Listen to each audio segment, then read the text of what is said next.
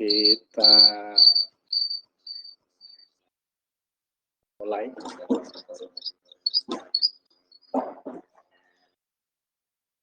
Bismillahirrahmanirrahim. Ada suara-suara.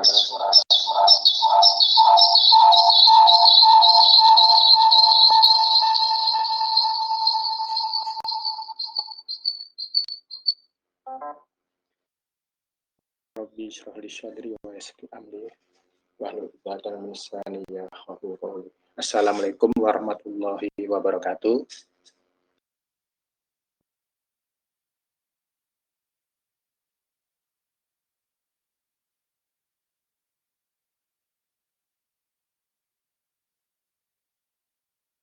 Allahumma sholli ala Muhammad wa ala ali Muhammad.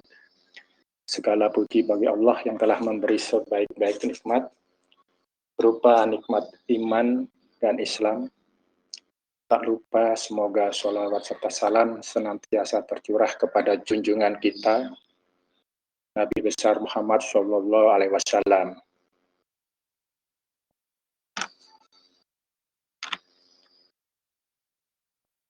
beserta keluarganya, sahabatnya, dan kepada kita semua. Amin. Suara terdengar ya Ustaz? Alhamdulillah terdengar. Oke. Baik. Insya Allah selama berapa? 60 sampai 70 menit ke depan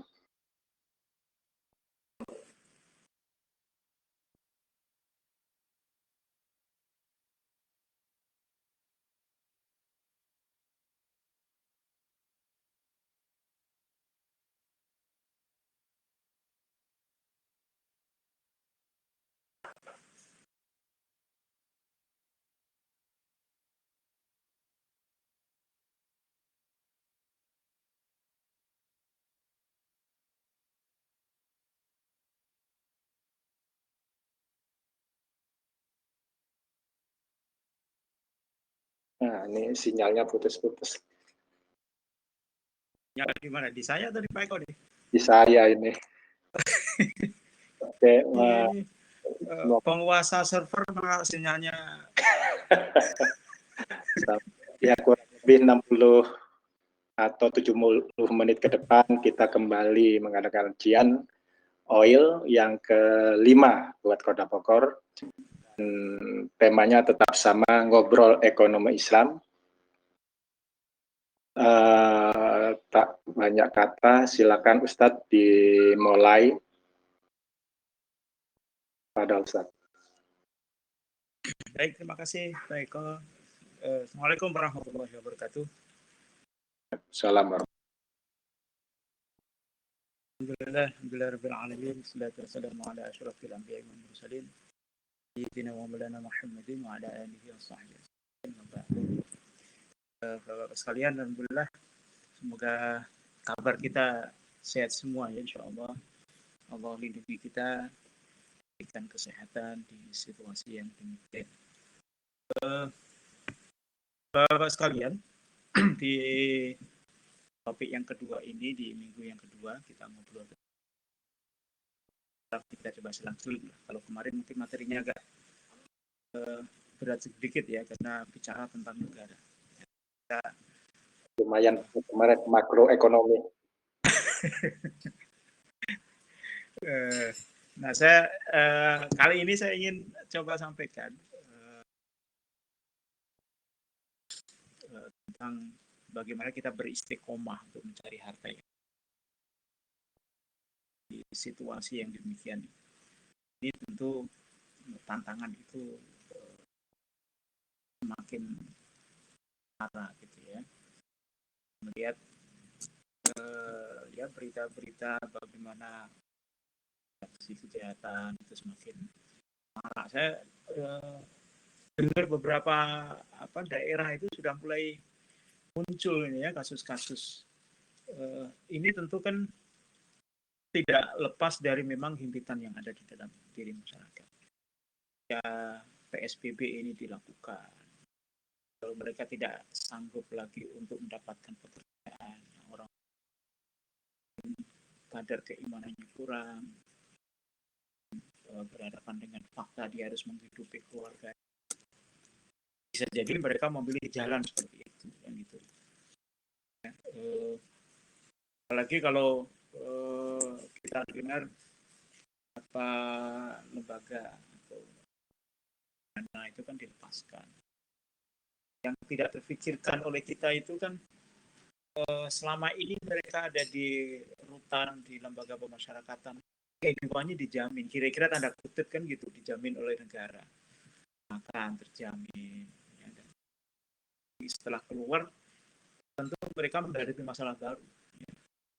Awalnya mereka menghadapi masalah tentang kebebasan, ketika mereka keluar dari lembaga pemasyarakatan, masalahnya berubah. Mereka berhadapan dengan faktor real, yaitu bagaimana bisa menghidupi minimal untuk diri mereka sendiri. Nah, kalau karakter mereka itu tidak terjaga atau kembali karakter awal mereka tersangka.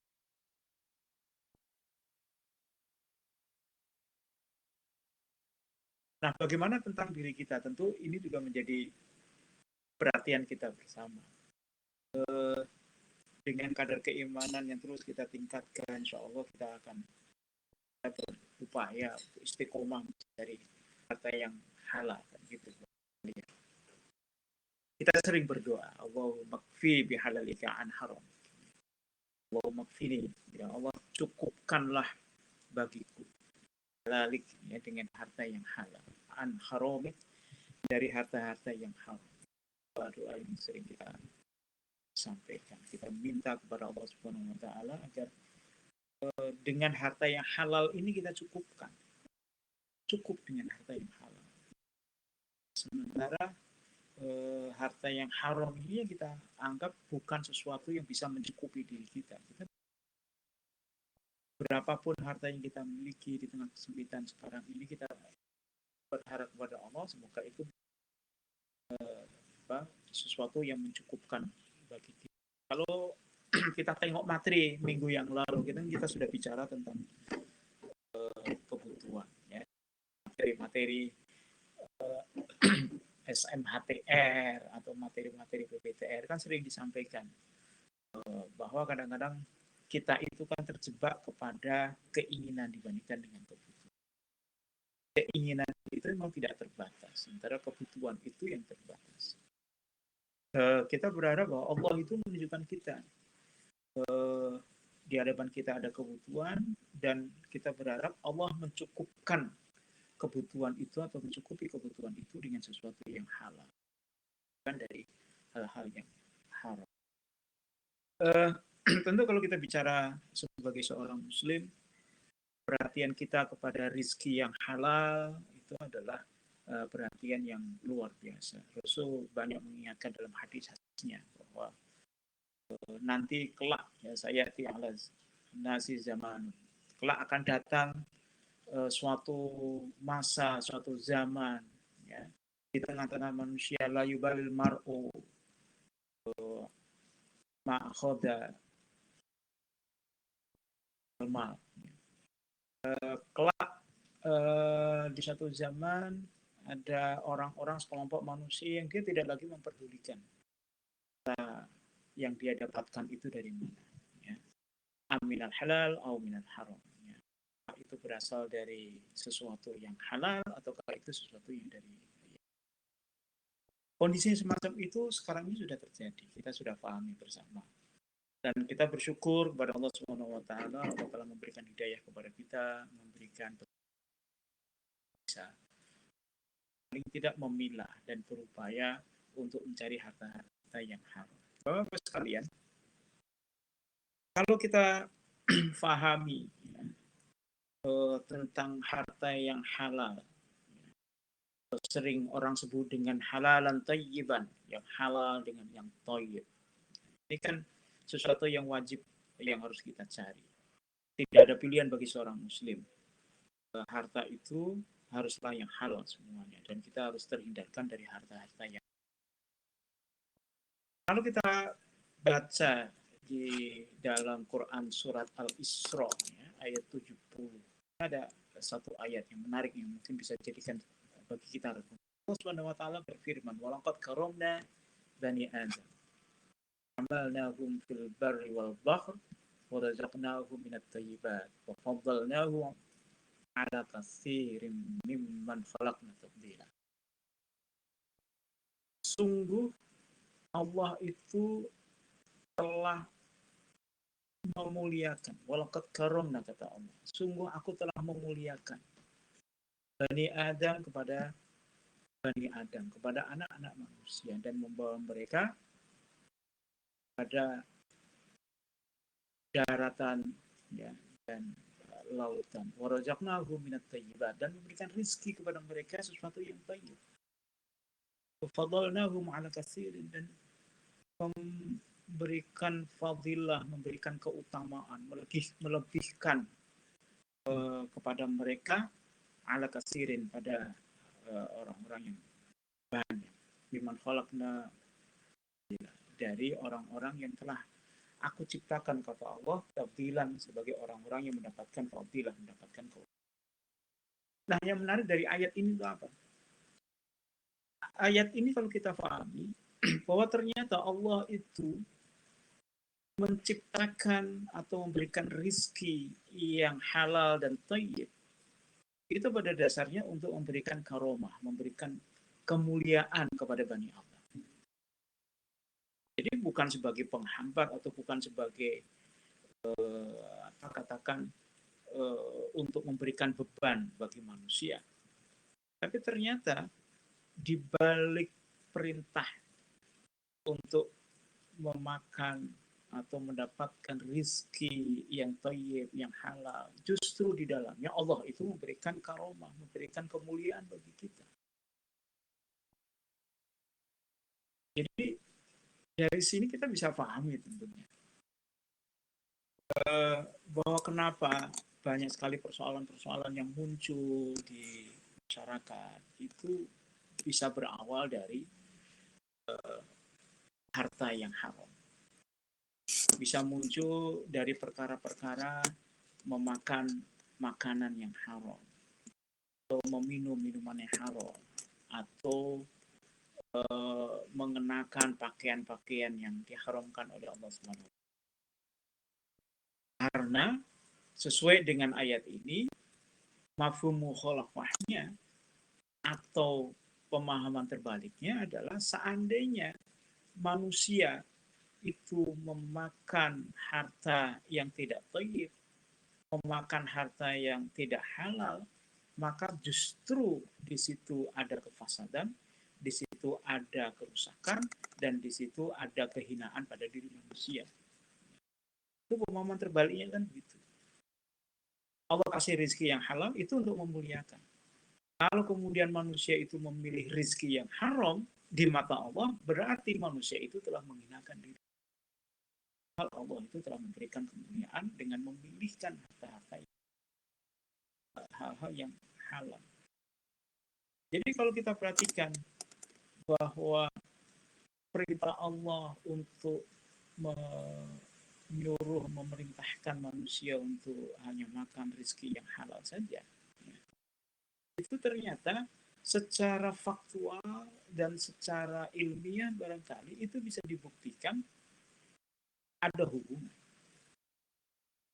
ada kemuliaan. Nanti antar adanya kerusakan, adanya penyakit. Ya.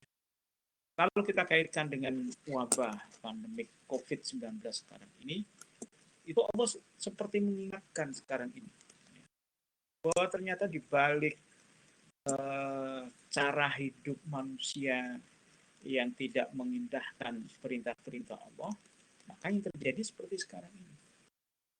Coba bayangkan bagaimana mungkin ada orang yang makan sup ya dengan menggunakan kelelawar yang dicelupkan hidup-hidup, yang menurut mereka katanya sangat lezat sekali dan sangat berkhasiat. Itu menurut pandangan mereka. Di sini Allah ingatkan, ternyata pandangan mereka salah, pandangan manusia itu salah. Banyak sekali sangkaan-sangkaan manusia yang menurut mereka itu adalah kebaikan, di situ ada ketoyiban dalam bahasa Islam, ya di situ ternyata terbalik. banyak sekali persangkaan manusia itu yang tidak tepat atau tidak sesuai dengan apa yang disangkakan oleh Allah SWT. Dan ini membuktikan, ini adalah bukti. Ketika hal-hal yang toyib itu dilalaikan oleh manusia, maka yang terjadi sekarang ini.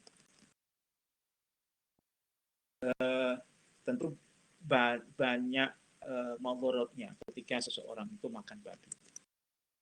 Pasti secara ilmiah itu bisa dibuktikan. Karena itu faktual. Apa yang diperintahkan oleh Allah itu pasti ada kaitannya dengan apa yang kita alami di dalam dunia.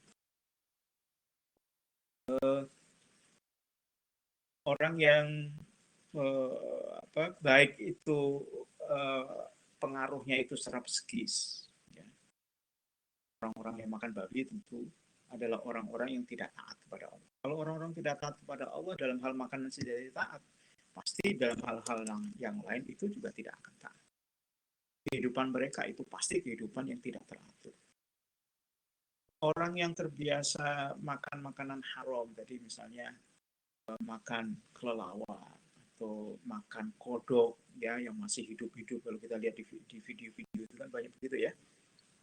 Kita bisa pastikan orang-orang semacam ini adalah orang-orang yang sebenarnya tidak teratur, yang tidak mau terikat, yang semaunya sendiri. Yang terjadi adalah seperti sekarang ini. Oleh karena itu, Bapak-Bapak sekalian, ketika mengomentari ayat ini, walaqad karramna bani Adam, dan Allah telah memuliakan manusia ya, dengan cara memberikan mereka pilihan rizki yang halal. Sudah dipilihkan mana yang halal, mana yang tidak. Itu kan pilihan Allah. Kita harus yakin bahwa pilihan Allah itu adalah pilihan terbaik. Maka mengomentari ayat ini, Ibnu Jarir At-Tabari, beliau sampaikan, minat thayyibat al-mata'im wal masyarib. Di antara yang termasuk pilihan Allah, harta-harta yang thayyib, itu adalah mata'im. Itu adalah makanan wal masyarib dan minum-minuman. Yang dimaksudkan apa? Ketika thayyib itu apa maksudnya? Wa ya halaluha. Itu halal. Halal itu adalah sesuatu yang dibolehkan untuk dikonsumsi. Dan yang lebih terpenting lagi, Imam At-Tabari atau Ibnu Jarir At-Tabari ini kemudian mengatakan yang dimaksud thayyib itu apa? Thayyib wala zidzatiha. Kelezatannya. Ini fitrah ya, manusiawi. Jadi kalau Allah pilihkan thayyib, apa maksudnya thayyib itu? Halal dan lezat. Kan gitu ya. Makanan yang halal itu insya Allah lezat. Tapi makanan yang haram insya Allah itu tidak akan lezat. Kecuali orang-orang yang ya mungkin tidak memiliki keimanan. Tidak ada orang yang mengatakan namanya khamr itu lezat. Kenapa? Karena setiap orang minum khamr dia mabuk. Mabuk itu tentu siksaan bagi dia. Kan nggak ada orang yang pengen mabuk sebenarnya. Mabuk, muntah, pikirannya kosong, akalnya terganggu, tidak bisa berpikir. Nggak ada orang yang pengen seperti itu. Nah Allah pilihkan. Dengan diharamkannya khamr, Allah kira-kira bicara, jangan minum khamr. Kenapa? Karena khamr itu tidak halal dan termasuk tidak lezat. Tidak ada kelezatan sama sekali. Tapi kalau Allah pilihkan itu sesuatu yang halal, ya, apalagi itu thayyib, ya, maka Allah ingin katakan silakan makan itu. Kenapa? Disitulah ada kehalalan, kebolehan, dan disitu ada kelezatan yang bisa kita. Jadi balik lagi ke sini, ini yang sering tidak kita sadari bahwa ternyata Allah itu telah memilihkan kepada kita harta yang halal itu sebagai pilihan terbaik yang layak dikonsumsi oleh seorang manusia. Kalau dia ingin dianggap sebagai manusia yang mulia. Kan harta yang halal dan bisa menikmati, ya, kata At-Tabari, Ibnu Jarir At-Tabari ini, beliau katakan kelezatannya pun bisa dinikmati oleh seorang manusia. Ya. Ini yang pertama, bahwa ternyata kalau kita bicara tentang rezeki yang halal, bicara tentang harta yang halal, ternyata di mata Allah ini adalah bentuk perhatian Allah untuk memuliakan umat manusia, ya, Bani Adam. Ya, Bani Adam akan dipilihkan oleh Allah dengan rizki-rizki yang halal. Kemudian juga sama hampir mirip di dalam Quran surat Al-A'raf ayat 30. Allah menyatakan bahwa ternyata harta yang diberikan dalam bentuk sesuatu yang halal itu pada dasarnya adalah perhiasan dunia yang diberikan dan dikhususkan kepada hamba yang beriman. Allah sudah memberikan harta yang halal. Lalu manusia diperintahkan untuk memilih harta yang halal saja. Nah, di lain sisi di dalam Quran surat Al-A'raf ayat 32 ini Allah juga mengingatkan kepada kita, kalau harta itu sudah dinyatakan sebagai harta yang halal, ya jangan diharamkan. Allah katakan, kul man harrama zinatallah. Katakan, siapa orang yang mengharamkan perhiasan Allah? Ini peringatan dari Allah. Tidak boleh seorang muslim itu mengharamkan segala sesuatu yang sudah dihalalkan oleh Allah. Kenapa? Karena yang sudah dihalalkan oleh Allah, yang sudah dikeluarkan oleh Allah, yang sudah diciptakan oleh Allah dan itu dianggap halal, itu dianggap sebagai perhiasan. Ya. Allah sampaikan di sini perhiasan. Ya. Ini ungkapan yang luar biasa. Perhiasan itu kan sesuatu yang disenangi oleh manusia. Jadi kalau harta itu halal, itu juga secara fitrah Allah ingin menunjukkan harta itu sebenarnya adalah harta yang pasti disenangi. Karena dianggap sebagai perhiasan Allah.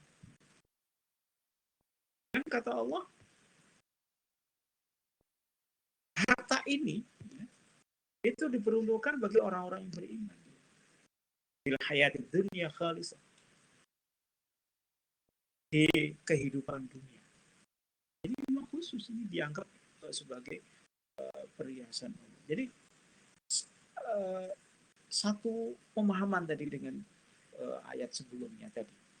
Jadi satu sisi Allah itu telah memilihkan harta itu sebagai upaya untuk memuliakan manusia.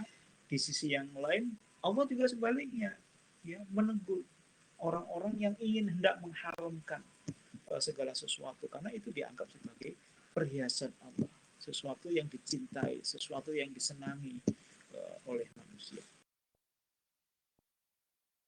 Kita tentu pernah mendengar kisah bagaimana Allah Subhanahu Wa Taala pernah menegur Rasulullah SAW ketika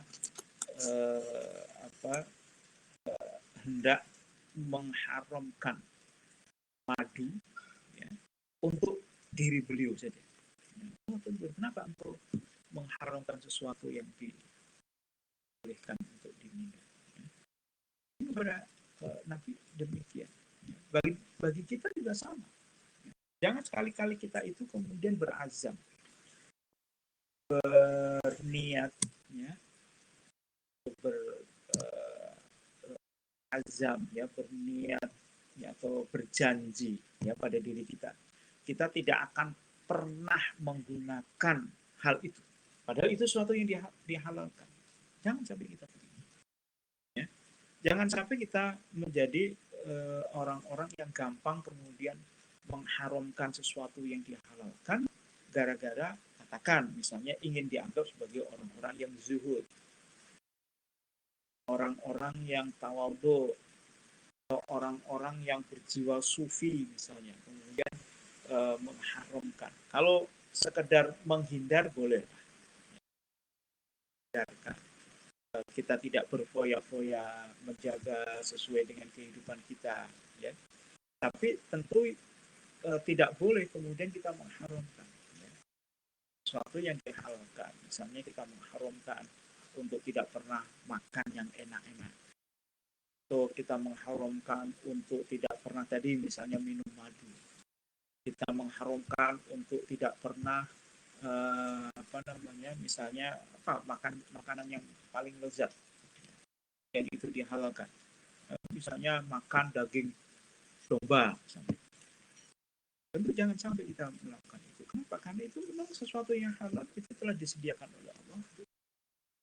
Kalaupun kemudian kita menghindari, ya tentu dengan alasan-alasan lain, tidak dalam rangka untuk mengharumkan apa yang telah di. Jadi, Bapak-bapak sekalian, harta yang telah diciptakan oleh Allah kepada kita. Walladzi khalaqalakum ma fil ardi jami'an. Bahwa Allah itu telah menciptakan kepada kita seluruh yang ada di alam semesta itu untuk manusia, untuk kita. Itu maksudnya apa? Kita harus memahami bahwa segala sesuatu itu diciptakan oleh Allah Subhanahu wa taala, ditujukan kepada kita, wajib untuk mengelola dan memanfaatkannya. Tapi tentu kita juga harus bisa memilah untuk mendapatkan apa yang telah diciptakan oleh Allah itu hanya pada harta-harta yang halal saja. Kalau kemudian kita sandingkan dengan ayat tadi, kita memahami bahwa harta yang halal itu adalah ditujukan bagi seorang mukmin, ya, tentu kita akan merasa bersyukur, merasa berbahagia ketika Allah ternyata memberikan semuanya adalah harta yang dihalalkan oleh Allah. Bapak sekalian, kita sering bicara tentang berkah. Harta yang berkah. Harta yang berkah dan melimpah. Kita juga sering bicara makna dari berkah. Berkah itu maknanya adalah ziyadatul khair. Ya, bertambahnya kebaikan. Setiap ada kebaikan yang bertambah. Lalu disitulah muncul, oh ternyata berkah. Kita punya usaha, untung, berkah di situ. Ya, orang sebut begitu. Kita berkeluarga, ya punya anak, berkah di situ. Kita punya pekerjaan, lalu jabatan kita meningkat, awalnya asisten manajer, jadi manajer, berkah di situ. Ya. Itu mana-mana umum yang ada di dalam ziyadatul khair, bertambahnya keberkahan.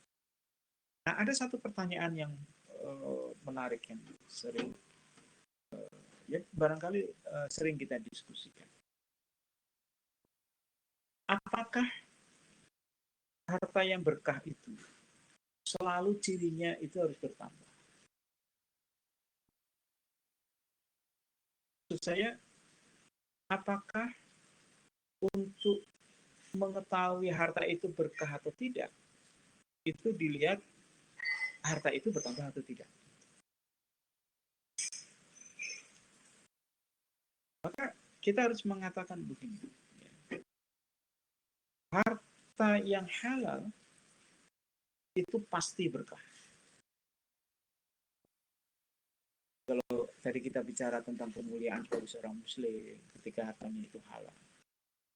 Lalu kalau dalam konsep keberkahan gimana ini harta yang halal? Dalam pandangan seorang muslim harus mengatakan harta yang halal itu pasti berkah. Pasti berkah.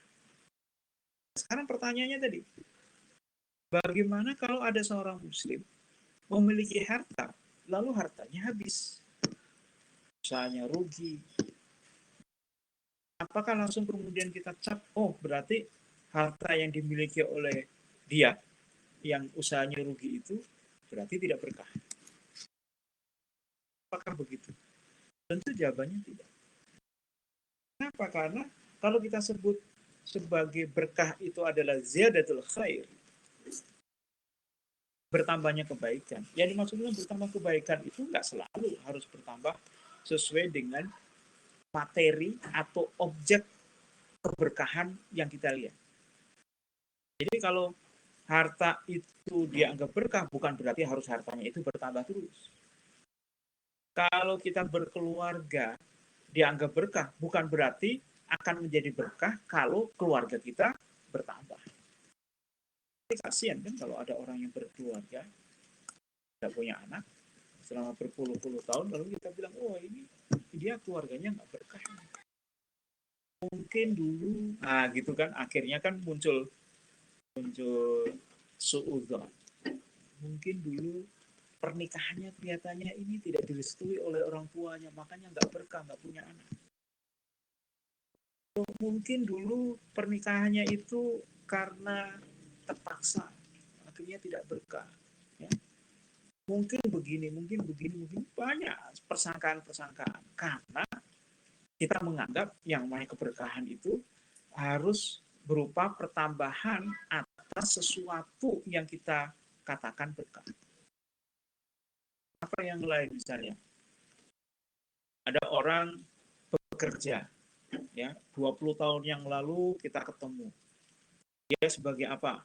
Sebagai katakanlah profesinya itu penarik becak. Ya. Dulu katakan misalnya kawan kita lah, atau mungkin tetangga kita. Lalu kita urbanisasi misalnya pindah ke kota. Lalu suatu ketika pulang kampung, ketemu lagi dengan yang bersangkutan, kok masih tetap menjadi tukang becak? Apakah kemudian kita katakan, oh berarti dia itu nggak berkah pekerjaannya? Tentu kan tidak. Ya. Bukan berarti orang yang tetap pekerjaannya hanya seperti itu saja, lalu kita katakan tidak. Atau juga mungkin orang yang bisnis lah. Sering kan kita dapat cerita, ya, misalnya ada wisata kuliner, ya, yang ini terkenal sudah puluhan tahun. Kita dulu suka di situ, ya, kemudian kita pindah ke lokasi lain, pulang lagi, saat datang lagi ke situ, ternyata warungnya tetap aja sama, segitu-gitunya juga. Kita sebut, oh jangan-jangan dia nggak berkah, kan tentu tidak. Jadi kalau begitu, apa yang masuk dengan harta yang berkah itu? Ya kembali tadi, harta yang berkah itu adalah harta yang halal. Harta yang halal itu pasti berkah. Kenapa begitu? Karena harta yang halal itu pasti didapatkan dengan cara-cara yang halal. Gitu kan? Kalau harta itu didapatkan dengan cara-cara yang halal, berarti amal dia itu adalah amal yang halal. Kalau amal yang halal, itu maksudnya adalah amal soleh. Kalau amal soleh, pasti ada kebaikan di situ. Jadi, harta yang halal itu pasti berdampingan dengan amal yang soleh. Amal yang soleh. Pasti. Kalau berdampingan dengan amal soleh, pasti akan mendatangkan keberkahan.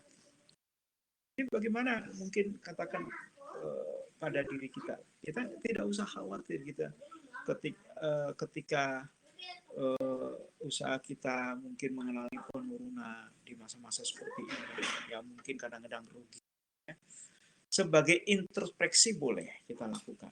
Kita introspeksi, kita muhasabah. Jangan-jangan ada kelakuan kita, ada amal-amal bisnis kita itu yang tidak sesuai dengan syariat.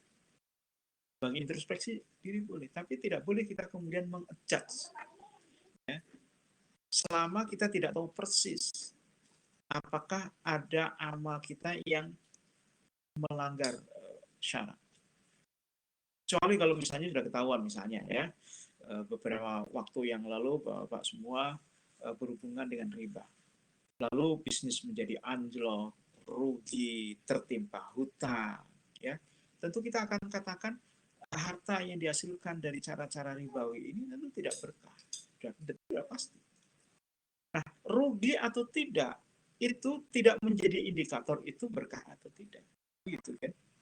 Karena kalau indikatornya berkah atau tidak itu rugi atau tidak, kita akan mendapati banyak juga orang-orang yang dia menggunakan jasa ribawi di dalam bisnis kaya raya. Gitu. Kalau kita sebutlah, kemarin kita bahas kan tentang ketimpangan sosial. 46% kekayaan nasional di Indonesia itu hanya dikuasai oleh 1% penduduk Indonesia. Mungkin kita bisa melihat atau kita bisa menduga 1% orang-orang ini kan satu kemungkinan besar adalah orang-orang yang terlibat riba. Mereka itulah yang bisa memanfaatkan fasilitas perbankan. Mereka itulah yang bisa memanfaatkan investasi dengan cara-cara yang tidak halal tadi, dengan cara-cara riba. Mereka seolah-olah hidupnya itu makmur, kekayaannya luar biasa. Padahal kalau kita lihat, kita tetap mengatakan mereka tidak akan berkah kalau cara-cara yang dilakukan ada cara-cara yang halal. Gitu, ya. Jadi, Bapak sekalian, kalau kita lihat benang merahnya, ya, bahwa Allah telah memilihkan harta yang halal itu kepada kita sebagai bentuk pemuliaan kepada manusia, lebih khusus lagi adalah bentuk kemuliaan kepada kaum mukminin, kepada orang-orang yang beriman, karena harta yang menjadi perhiasan ini tidak hanya menjadi perhiasan di dunia, ya, tapi juga insya Allah akan menjadi perhiasan di akhirat.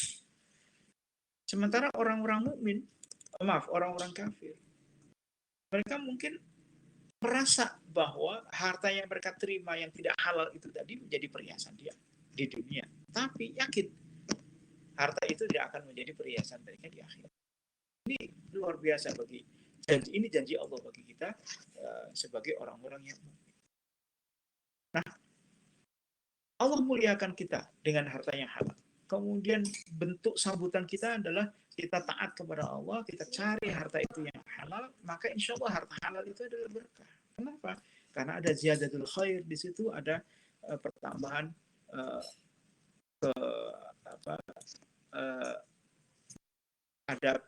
ada tambahan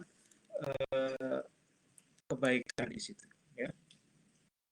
Makanya kita bisa menyimpulkan ada korelasi antara harta yang halal itu dengan amal soleh.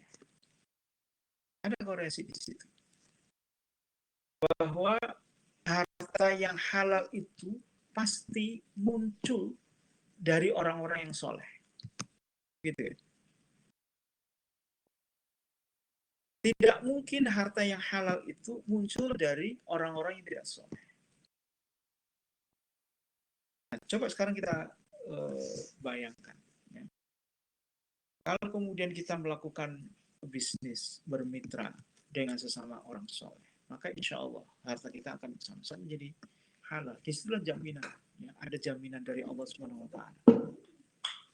Nah, ada jaminan ketika kita melakukan bisnis, kita dekati orang-orang yang soleh, amalnya soleh, ya, orang yang sangat takut kepada Allah, orang yang taat kepada Allah, orang yang sangat memperhatikan sholatnya, orang yang sangat memperhatikan muamalahnya. Maka dari situ akan muncul, akan tumbuh harta yang halal juga insya Allah.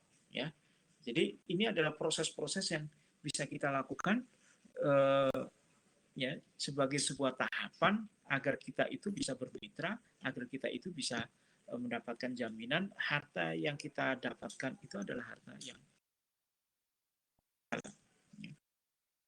Karenanya Bapak sekalian, ulama-ulama ya, banyak memberikan nasihat kepada kita betapa pentingnya harta halal di situ. Karena harta halal itu mengindikasikan seseorang itu beramal soleh atau tidak. Seorang yang cenderung memperhatikan harta yang halal, maka insya Allah dia akan cenderung beramal soleh. Orang yang dia senantiasa memperhatikan harta yang halal, maka insya Allah orang tersebut telah melakukan amal soleh.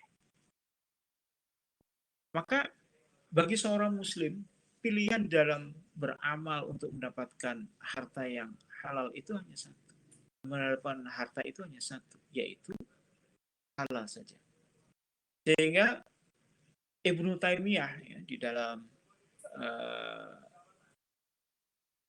salah satu kitabnya, ya, Majmu'ah al-Fatawa, beliau sampaikan wal qalilu minal halal yubaraku fihi wal haramul katsir yadhabu wa yamhaquhu Allah Ta'ala. Yang sedikit dari harta yang halal itu adalah barokah. Sedangkan harta yang haram meskipun banyak itu akan menjauhkan Allah Ta'ala. dan akan menghancurkan orang tersebut. Ini peringatan dari Ibnu Taimiyah.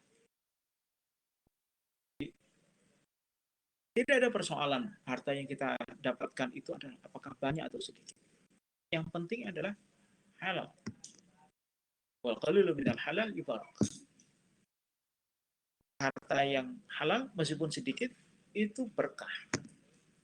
Sementara harta yang haram kalau banyak itu akan menjauhkan dari Allah dan akan menghancurkan. Tidak ada keberkahan sama sekali. Jadi keberkahan itu hanya muncul dari harta yang halal. Ya. Harta yang haram seberapa besar tidak akan mampu untuk menggantikan amal yang tidak soleh tadi. Ya gitu. Kalau halal soleh. Berarti kalau dia mendapatkan harta itu haram, berarti amalnya tidak soleh. Nah, kalau amal itu tidak soleh, maka tentu ada dosa di situ. Harta yang haram tadi, yang dihasilkan dari amal-amal yang tidak soleh tadi, amal-amal maksiat, maka sebanyak apapun harta yang dia dapatkan, itu tidak akan pernah menggantikan amal dia, untuk menebus amal dia, atau untuk menebus dosa atas amal maksiat yang dia lakukan. Maka Ibnu Taimiyah itu mengatakan tadi, wal haram kasir yadhab. Haram yang banyak itu akan menjauhkan. Allah itu akan pergi. Menghilangkan. Jadi maksudnya apa? Allah tidak akan anggap sama sekali. Mau digunakan untuk menebus dosanya tidak akan. Karena Islam itu juga suatu agama yang tidak mengakui ada namanya penebusan dosa. Tidak bisa. Ya.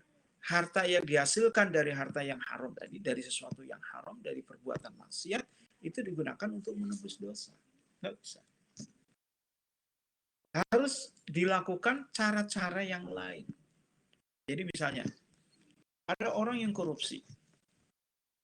Maka bagaimana cara menghapuskan dosa dia dari korupsi? Tidak cukup dengan mengembalikan harta korupsi itu tadi. Tidak cukup.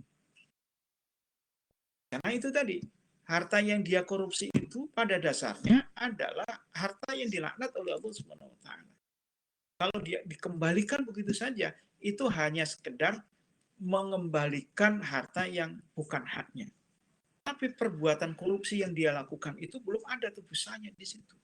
Tidak bisa ditebus dengan harta. Jadi apa yang dilakukan? Taubat. Taubatan nasuha. Itu yang bisa dilakukan untuk menebus perbuatan dia itu. Sama seperti riba. Gitu. Ketika kita mendapatkan riba, terlanjur makan harta riba, maka harus kita lakukan apa? Kembalikan, buang itu harta riba. Tapi ketika kita buang, lepas harta riba itu bukan berarti dosa-dosa kita itu sudah selesai. Harus dilanjutkan dengan taubat, taubatan nasuha. Jadi tidak otomatis harta yang kita dapatkan dari sesuatu yang haram lalu kita kembalikan dosa kita selesai. Tidak. Ya. Tidak juga harta yang haram itu kemudian terhapus dosanya dengan memberikan zakat atau memberikan sedekah. Tidak bisa. Harta korupsi, ya kan? Lalu kita keluarkan zakat 2,5%. Katanya zakat itu tutahhiru, untuk menyucikan. Yang dimaksudkan menyucikan di situ apa? Bukan menyucikan harta yang haram, tetapi untuk mensucikan harta yang halal. Karena di balik harta yang halal yang kita miliki itu ada hak, ya, mustahil, ada hak fakir miskin di situ. Kita sucikan dengan itu, bukan mensucikan harta yang haram dengan menggunakan zakat. Bahkan Allah tidak menerima harta zakat yang berasal dari sesuatu yang haram. Ya. Jadi ini peringatan yang disampaikan oleh Ibnu Taimiyah tadi. Ya. Jadi lebih baik seorang Muslim itu dapat harta yang halal meskipun sedikit dibandingkan dengan mendapatkan yang haram tapi banyak. Ya. Tentu pilihan kita ya pengennya sih halal banyak, ya. wal katsir minal halal, kan kira-kira yang kita harapkan begitu. Sesuatu yang banyak dari harta-harta yang halal itu ya itu barokah juga ada dalam kita. Oleh karena itu Bapak sekalian, Allah Subhanahu wa taala dengan tegas ya menyatakan bahwa mencari harta yang halal dan thayyib. Jadi kadang-kadang seringkali di dalam ayat-ayat Al-Qur'an atau dalam hadis-hadis ya Allah menyandikan halal dan thayyib. Kadang-kadang bicara halal saja, kadang-kadang bicara thayyib ya. Allah Subhanahu wa taala menyatakan ya ayyuhan nas kulu mimma fil ardi halalan thayyiban. Surat Al-Baqarah. Orang-orang ya, wahai manusia, kulu mimma fil ard, makan dari apa-apa yang ada di dalam bumi. Minma, ya, ada di situ sebagian dari apa yang ada di dunia ini. Apa yang boleh dimakan? Halalan thayyiban. Halal dan thayyib. Halal itu makna umum sebenarnya. Ya, sesuatu yang dihasilkan, kan gitu. Kalau bicara halal, halal itu apa? Ma'ahallallah, apa yang dihalalkan oleh Allah. Apa yang maksud dengan apa yang dihalalkan oleh Allah? Itu artinya apa yang secara syar'i diperbolehkan untuk dimiliki. Ya, masih ingat ya tentang konsep kepemilikan. Maka di situ Allah menurunkan hukum syarak. Kalau Allah memberikan hukum syaratnya itu boleh, maka halal. Kalau Allah menyatakan larangan, maka itu hukumnya haram atau untuk dilakukan. Ya, halal. Lalu ada thayyib. Ya, thayyib itu kan yang baik, yang baik. Seorang Muslim itu didorong untuk makan makanan yang halal dan thayyib. Ya. Meskipun kalau bicara tentang thayyib ini agak sedikit debatable, ada khilafiyah lah kira-kira untuk memaknai tentang thayyib.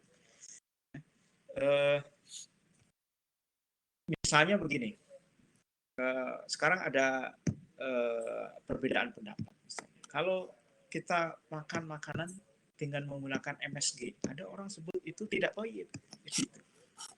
Ya. Kenapa? Karena ada sebagian doror di situ. Meskipun MSG halal, tapi tidak thayyib. Fast food, ya, atau kasarnya orang sebut junk food, ya, makanan sampah. Apakah itu mungkin makan cepat saji, ya. Di situ fried chicken, ya kan, ada di situ mungkin burger, macam-macam orang sebut itu kan junk food. Ada yang mengatakan itu tidak thayyib. Ya. Seorang Muslim pilih yang thayyib, halal dan thayyib. Ya. Halal ini mutlak. Gitu. Thayyib pilih yang thayyib, yang baik, makanan-makanan yang baik. Ya. Ada yang mengatakan begitu.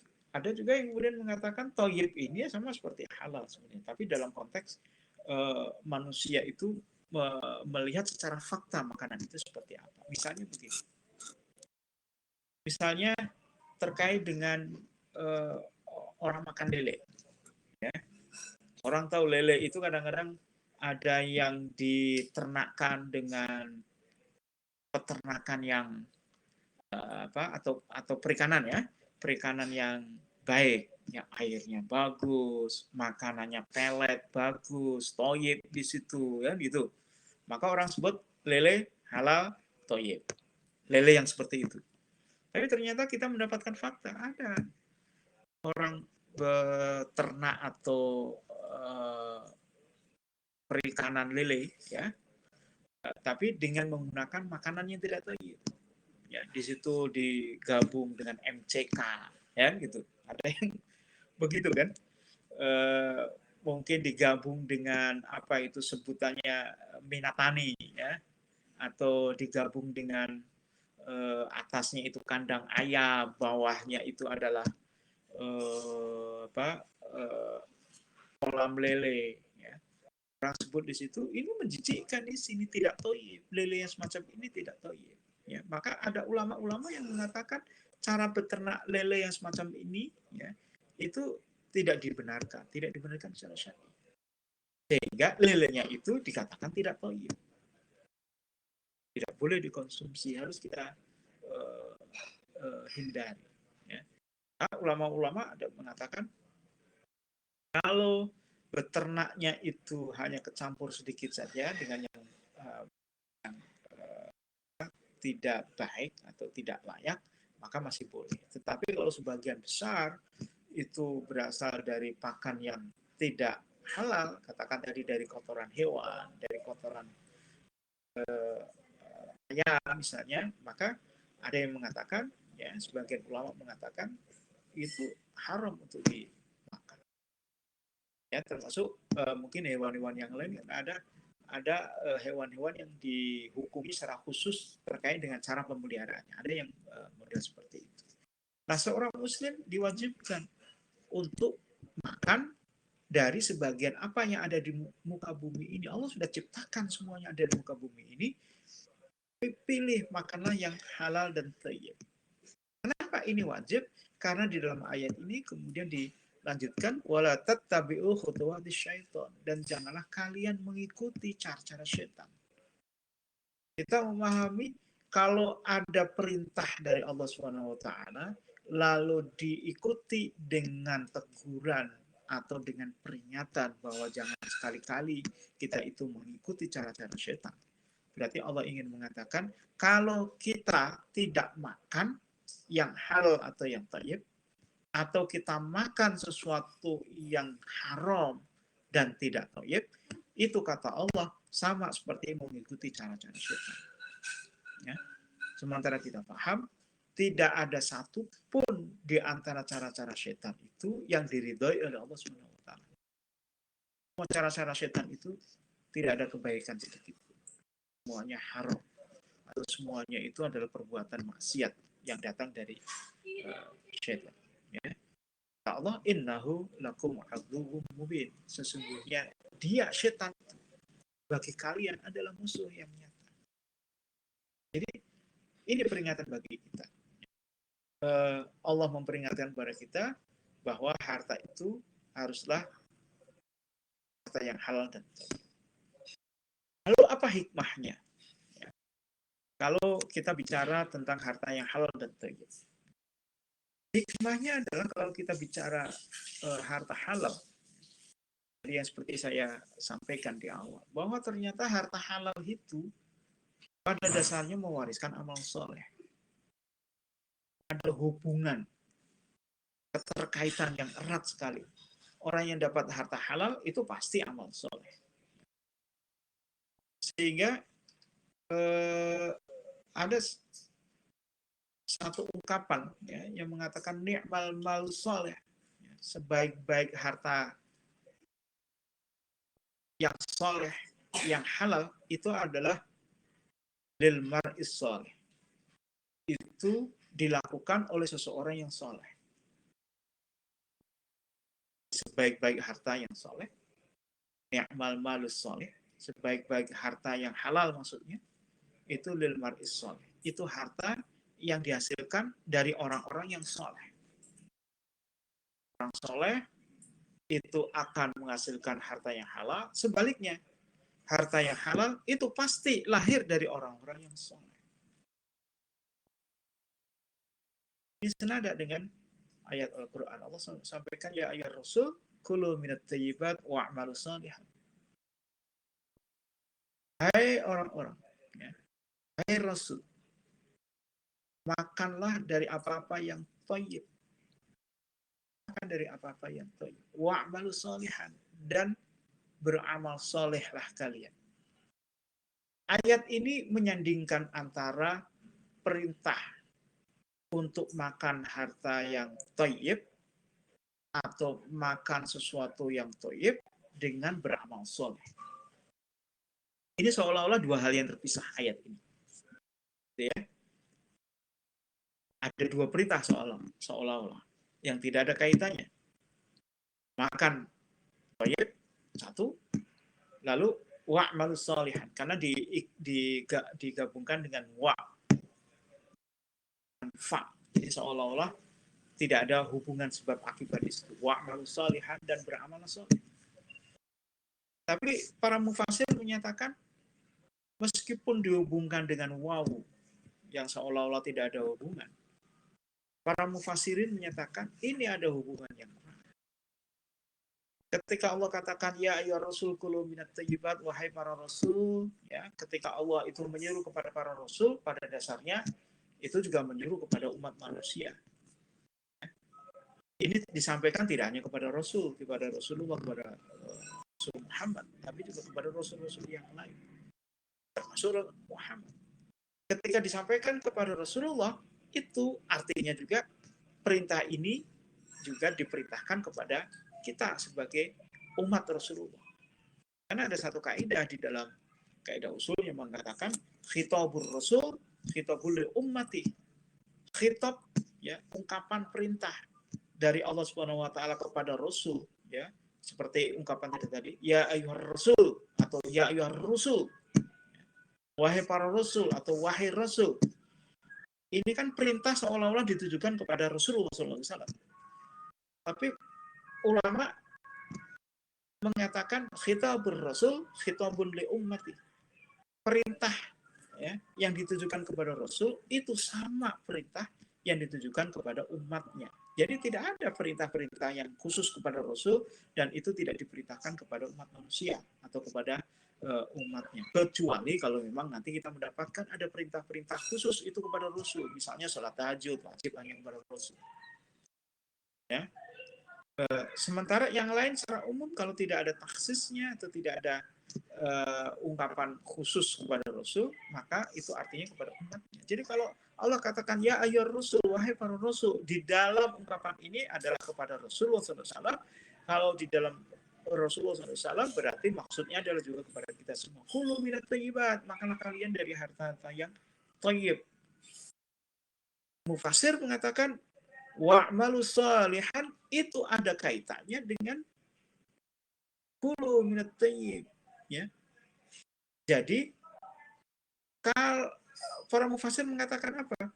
Kalau orang-orang itu makan dari harta yang thayyib, maka pada dasarnya dia akan terdorong untuk melakukan amal soleh. Ada dorongan, ada rasa senang. Kan tadi ya. Jadi kan kita diskusikan di awal, Allah pilihkan ini harta yang thayyib. Harta yang thayyib ini sebagai perhiasan. Maka manusia itu pasti akan senang untuk makan yang thayyib-thayyib. Pasti akan senang. Kemudian Allah sandingkan, wa'malu shalihan. Beramal solehlah kalian.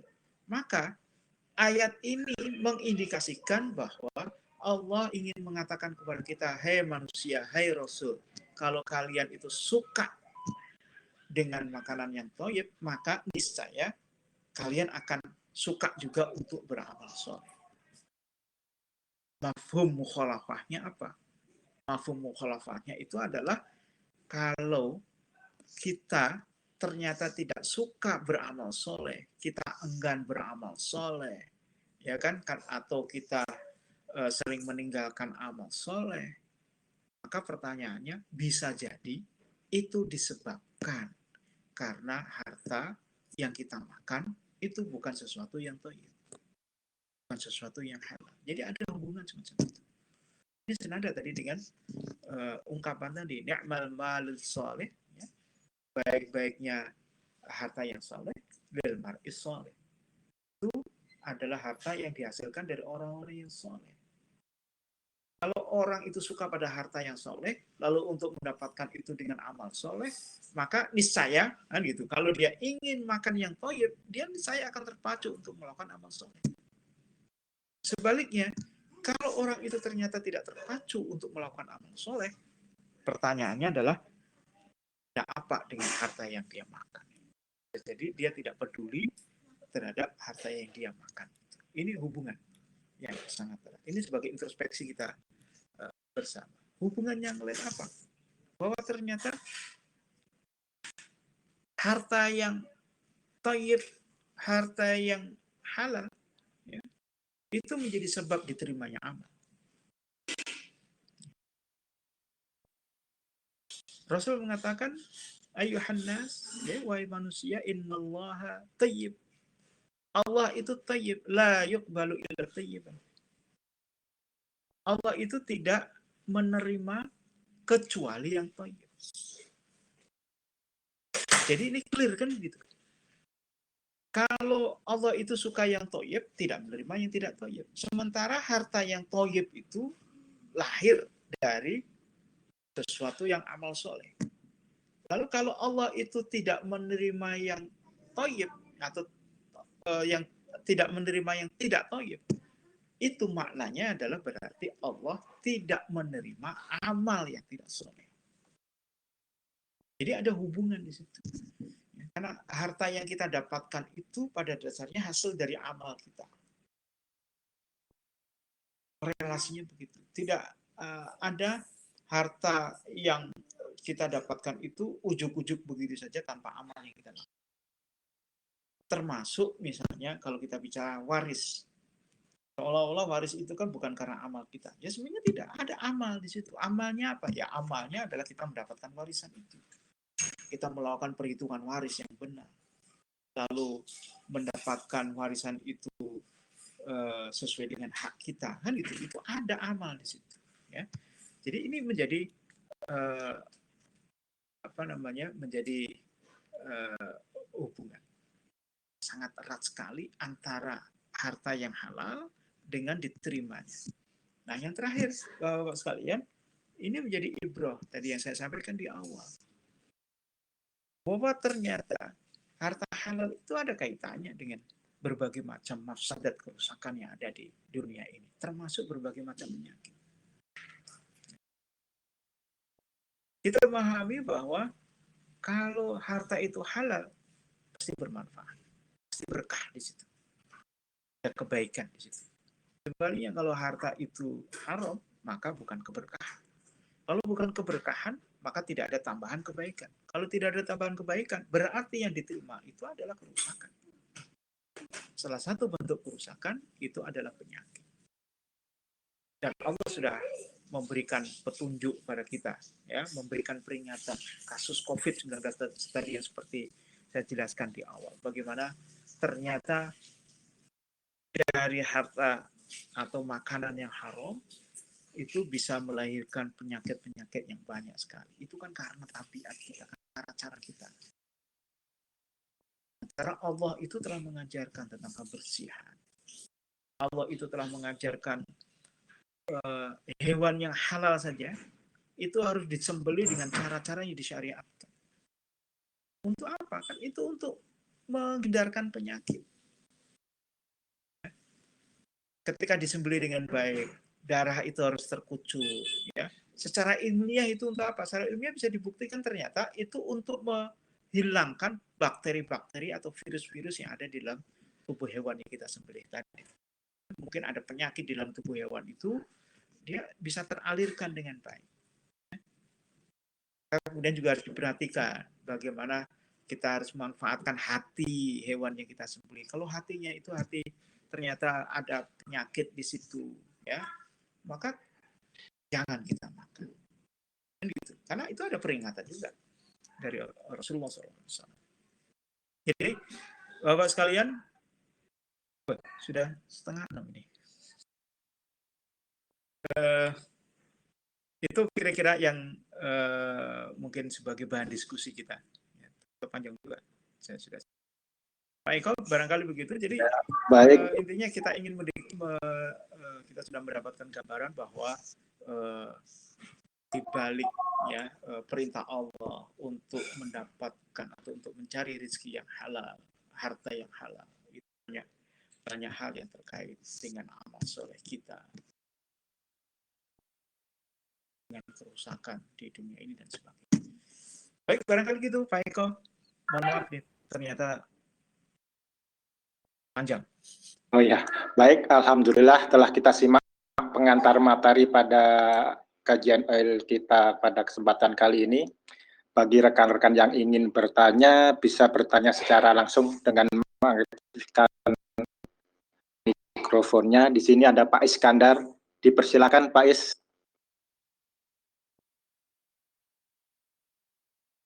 Silakan Pak Iskandar.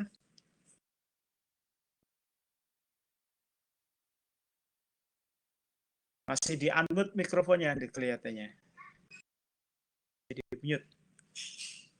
Kabar sehat Pak Iskandar.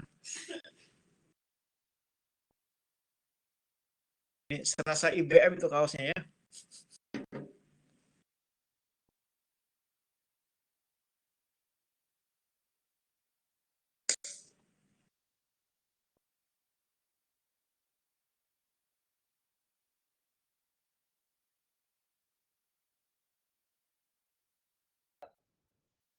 Pak S di unmute, Pak S.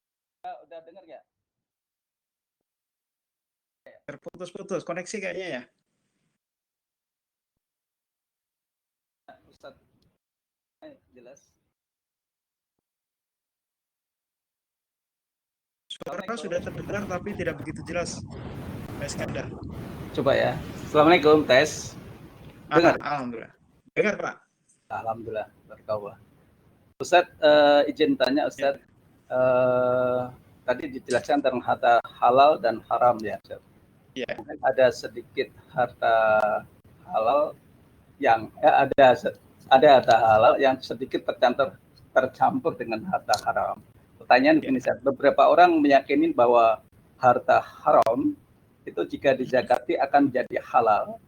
Alasan mereka mungkin harta haram itu kotor, sedangkan zakat itu berfungsi untuk menyucikan harta tersebut.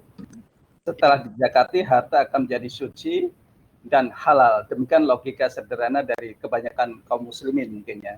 Yang memprihatinkan Ustadz, ternyata logika ini tidak hanya dalam wacana teori saja seperti yang saya sebutkan tadi, tapi hingga menjadi praktek.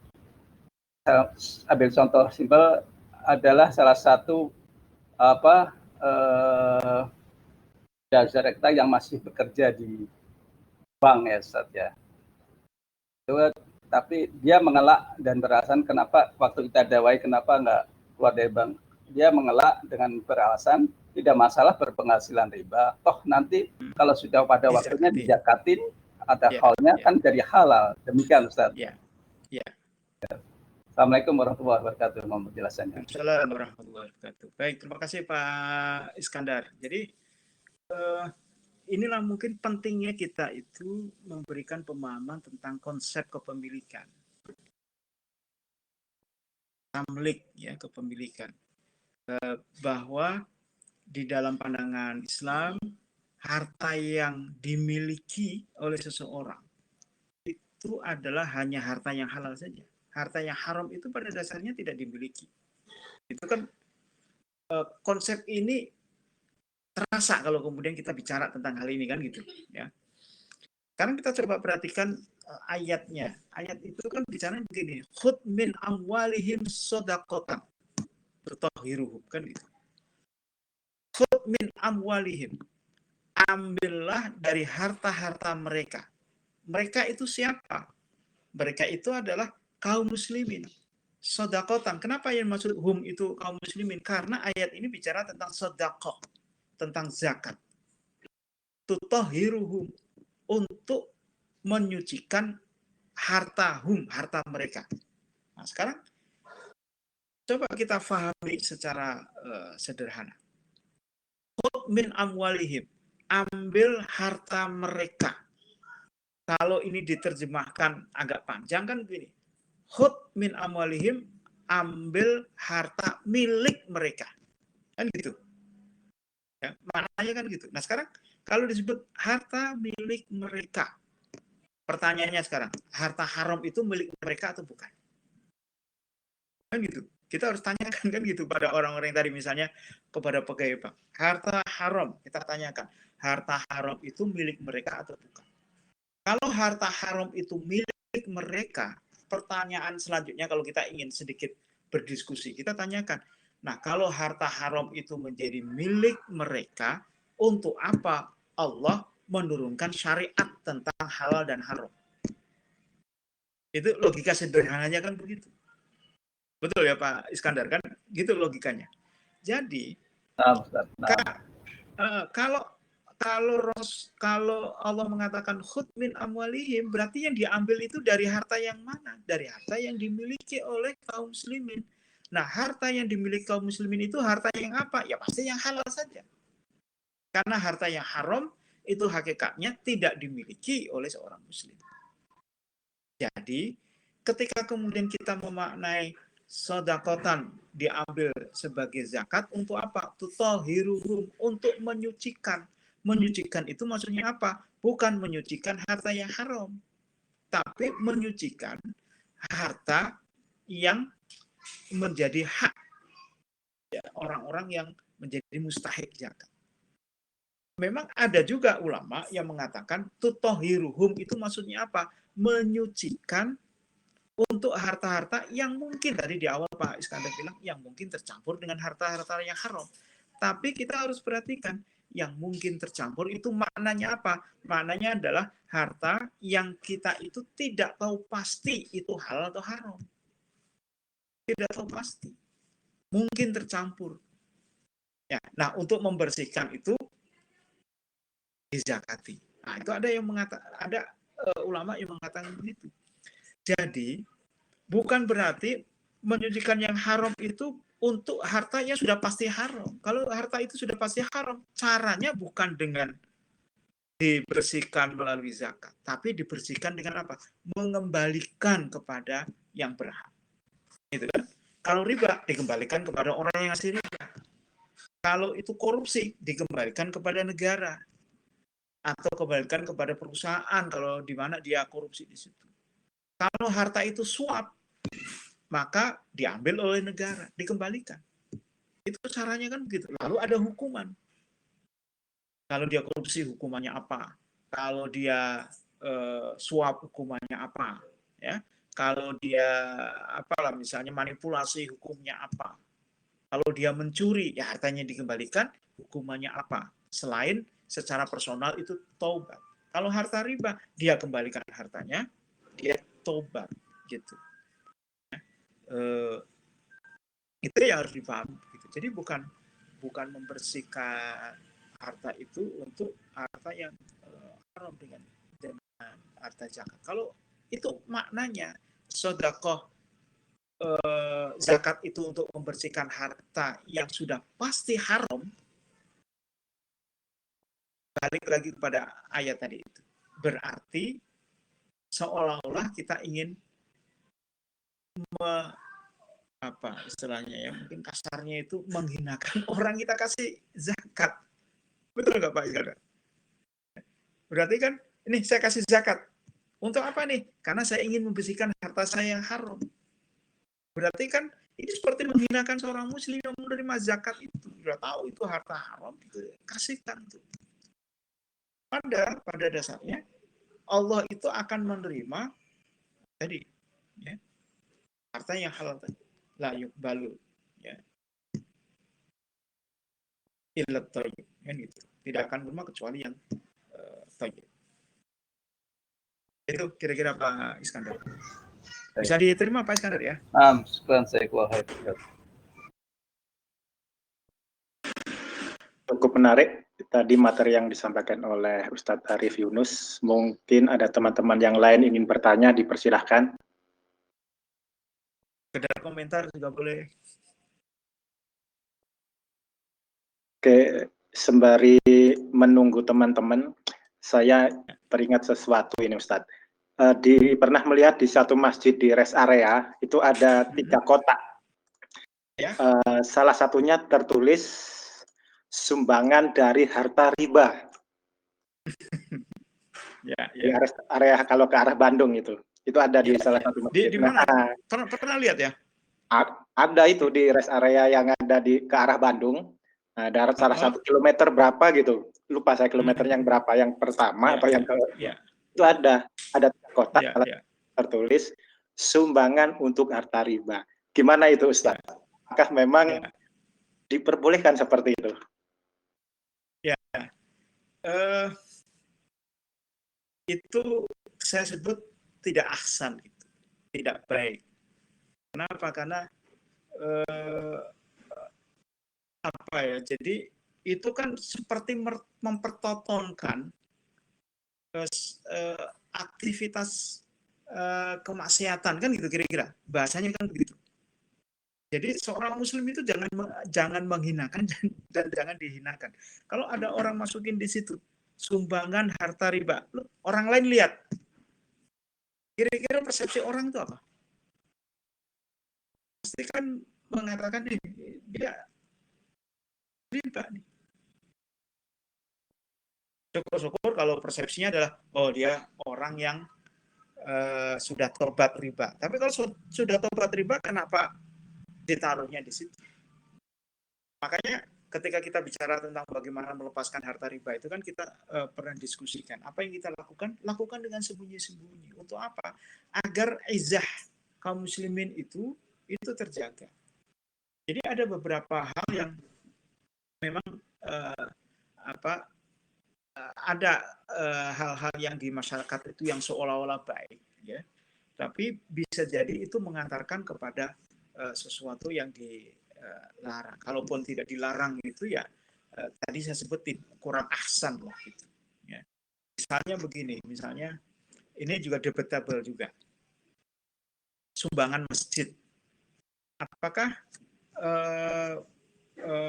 boleh kita meminta sumbangan masjid itu seperti yang dilakukan di pinggir-pinggir jalan, Pak Eko ya, banyak gitu ya, potret gitu. Ada yang mengatakan janganlah lakukan seperti itu. Kenapa? Ini seolah-olah kesannya itu kaum muslimin itu kan seperti meminta-minta untuk membangun masjid.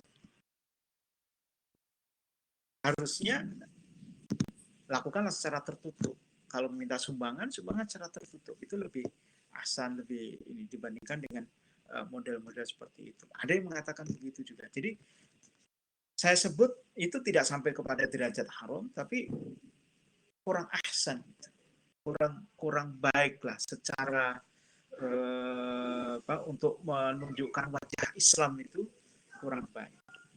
Jadi untuk niatnya baik itu memberikan keropak atau memberikan kotak amal yang itu dibedakan ini harta riba. Gitu. Niatnya baik. Barangkali gitu, itu komentar saya begitu Pak Eko. Saya baru tahu kalau ada seperti itu. Menarik juga. Iya, baru ingat waktu ke Bandung itu ngelihat seperti itu. Baik, terima kasih Ustadz. Terkait waktu juga yang terbatas, mungkin ngobrol ekonomi Islam kali ini kita sudahi terlebih dahulu, dan akan dilanjutkan kembali Sabtu depan. Dan sebelumnya saya juga mengingatkan teman-teman terkait program penjaringan ekonomi, siapapun yang sudah berkomitmen untuk sebaiknya segera melakukan dan menggenapkan komitmennya supaya bisa menghubungi pihak-pihak terkait di Korwil. Dan sebelum berakhir, silakan mungkin ada closing statement dan nanti ditutup dengan doa, Ustaz. Syukran. Baik, sekalian, alhamdulillah.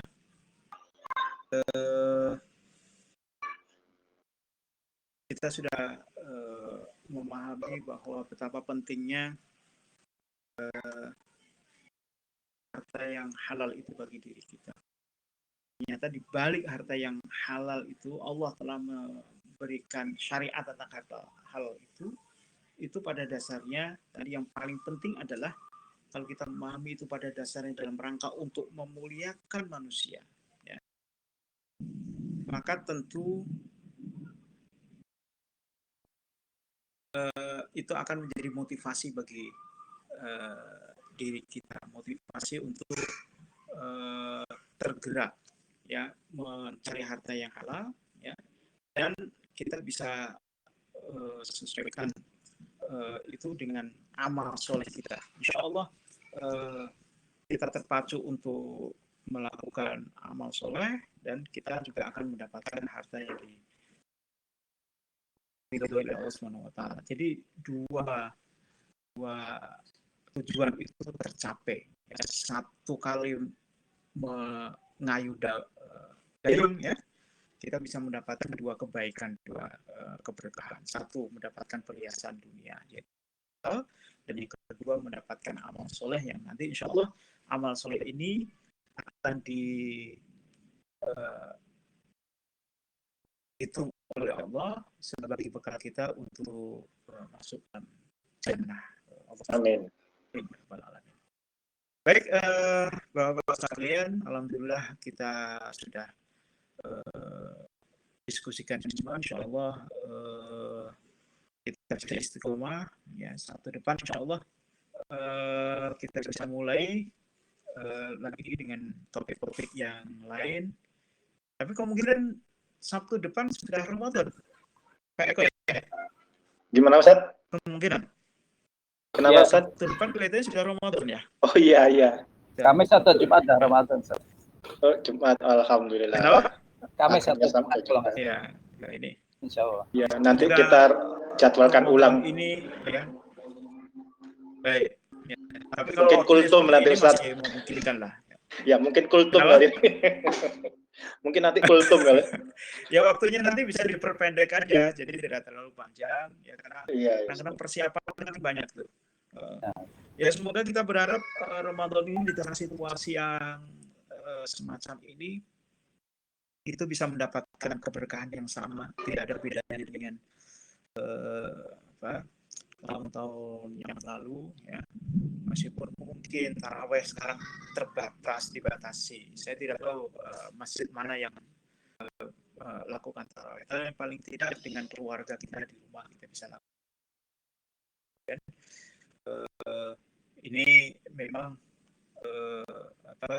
sepertinya Allah memang memberikan peringatan bagi kita untuk kembali dekat dengan keluarga kita. Mungkin bisa jadi selama ini kalau kita tarawih, mungkin tahun lalu banyak tarawihnya di luar kan gitu. Di luar itu maksudnya masih di jalan kemana lah gitu, komplek juga tidak gitu kan, misalnya di masjid mana. Ya, sekarang ini kita dikembalikan kepada tabiat asal kita, yaitu kembali ke rumah insya Allah. Ya. Baik, kita akhiri Bapak-Bapak sekalian dengan sama-sama membaca doa agar kita semua terbebas dari wabah ini, kita diberikan perlindungan oleh Allah Subhanahu wa taala ya, terbebas dari bala, terbebas dari hal-hal yang membahayakan bagi kita, dan Allah melindungi kita, keluarga kita dan saudara-saudara kita termasuk sahabat-sahabat kita terbebas dari wabah ini, dan semoga wabah ini segera berakhir. Amin. Baik, kita sama-sama mulai. Bismillahirrahmanirrahim. Astaghfirullahaladzim. Bismillahilladzi yadurru ma'asmi syai'un fil ardi wa fis sama' wa huwas samiul alim. Alladzi yadurru ma'asmi syai'un fil ardi wa fis sama' wa huwas samiul alim. Alladzi yadurru ma'asmi syai'un fil ardi wa fis sama' wa huwas samiul alim. Amin amin ya rabbal alamin. Baik, kita akhiri dengan doa penutup majelis. Subhanakallahumma wa bihamdika asyhadu an la ilaha illa anta astaghfiruka wa atubu ilaik. Assalamualaikum warahmatullahi wabarakatuh. Waalaikumsalam warahmatullahi wabarakatuh.